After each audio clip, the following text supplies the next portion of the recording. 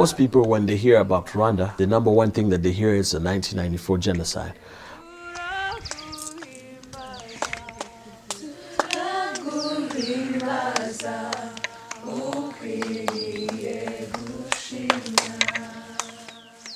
In Rwanda, we had such a hierarchy where an order is an order. It becomes a yes-yes society. The biggest victims of genocide were us, the young people, because they're all bearing the consequences of something they did not create.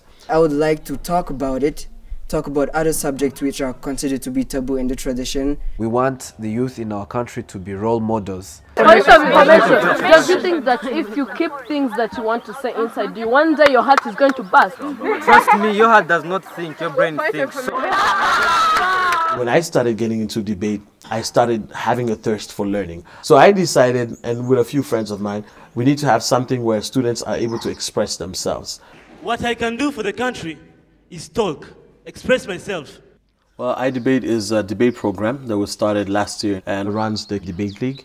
So debate in itself is an intellectual game, but then the most important is the learning, the ability to communicate your frustrations, the ability also to be patient and listen in order to answer whatever arguments that they're making.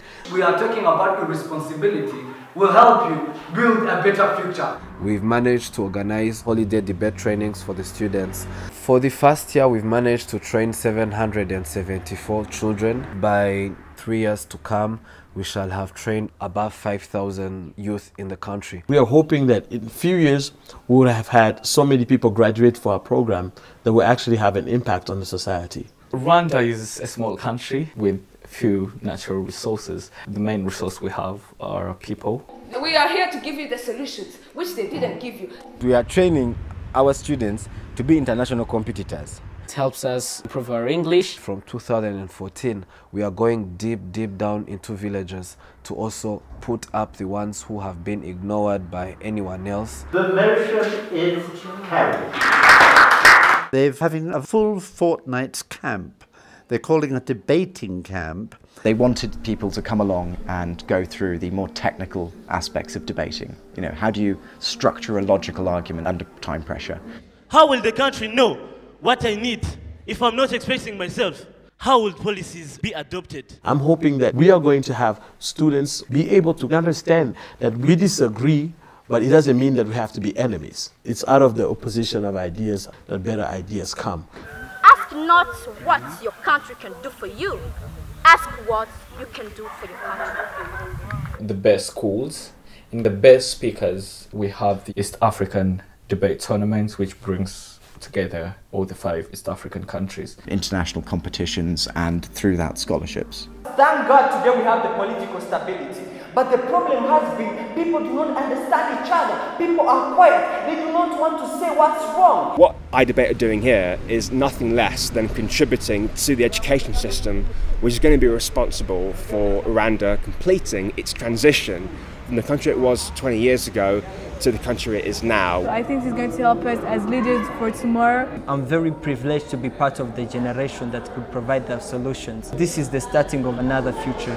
Already we have a few of them who are above 21 that want to go into parliamentary elections. In years to come, the students are going to be the ones who are leading the country. Not even the country, why not the World Bank?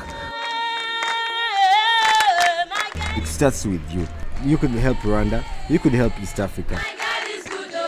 Support is not only the money, but even the ideas. You can open doors for our students. iDebate have big ambitions, big plans to host an even bigger debate camp, which will take in Uganda and Tanzania and Burundi as well. A regional debating community sharing ideas across borders, so it could be a really powerful thing. If we had a generation of critical thinkers, could we have had the wrongs that we had in 1994? Then I don't think we could have had the genocide.